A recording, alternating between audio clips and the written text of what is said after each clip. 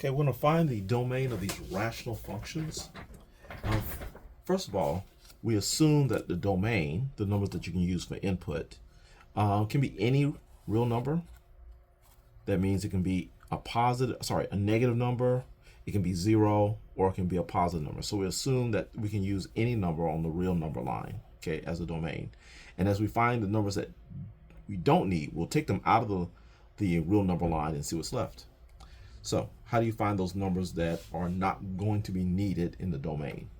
Well, we take the denominator here, the expression in the denominator, which is 2x squared plus 7x minus 15, and we set that equal to 0. And we want to find out, when does this function make the denominator 0? What numbers will make the denominator 0? And if the denominator is 0, the function will not exist, as there would be no answers there. So those numbers that make the denominator 0, we got to actually take out of the real number system. So let's find those numbers by factoring. We're going to solve. And 2x squared, I know that used to be a 2x times x. The 15, there's lots of choices for that. So let's take some time out to figure out what that used to be. Okay, 15, we can say that was either 1 times 15, 3 times 5, 5 times 3, or 15 times 1. It's one of those right there. I'm going to experiment with the 5 times 3. I'm going to see if that's the right combination. Or 3 times 5, should I say, 3 times 5. So let's put 3 and 5 there and multiply 3x. That's the inside, multiply the outside, that'll be 10x. And this means we want different signs to give us a 7x.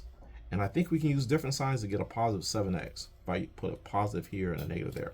Those are different signs, and they do make a positive 7x. So that was the right combination, okay? So I need a negative, then a positive. So a negative, then a positive. Okay, let's go back over here, transfer that. So that's minus 3. And that's plus 5. Okay, so that has been factored, and now we need to solve each one of these factors, which will be linear equations, for 0. So 2x minus 3 set equals 0, and x plus 5 set equals 0. Solve for x. So plus 3, we end up with 2x equals 3, and then we take our 2x equals 3 and we divide both sides by 2. We get x equals 3/2. Okay. And this one, much shorter. Just subtract 5 from both sides and we get x equals negative 5.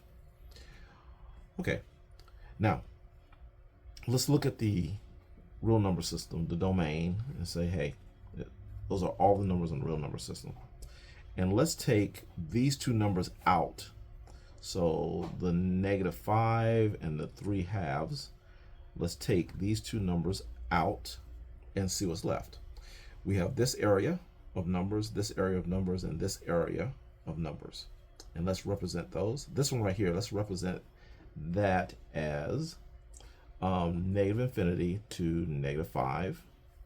This area in the middle, let's represent those numbers as all the numbers between negative 5 and 3/2. And then the numbers in this area right here, let's represent those as the numbers from 3/2 to positive infinity. And that'll be our domain for this function here.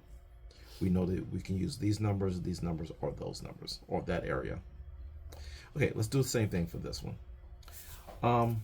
Once again, we're going to assume first, you can use any real number. So say our domain, just for now, is anything that's before 0, which is negative, 0 itself, or positive. And we're going to take out any numbers that turn this denominator into 0. So let's take x squared plus 2x minus 15, have that equal to 0. And then we're going to factor this into two linears, which will be two binomials. And x squared, that'll be x times x. 15, we have lots of choices. We have 1 times 15, we have 3 times 5, we have 5 times 3, and we have 15 times 1. I'm going to choose the 3 times 5 again, see if that works. 3 times 5. Okay, so this will give us 3x and inside and outside. This will give us 5x. We want different signs, and we want to get a positive 2x. So different signs, I would use plus here and a minus there because that would give us a positive 2x.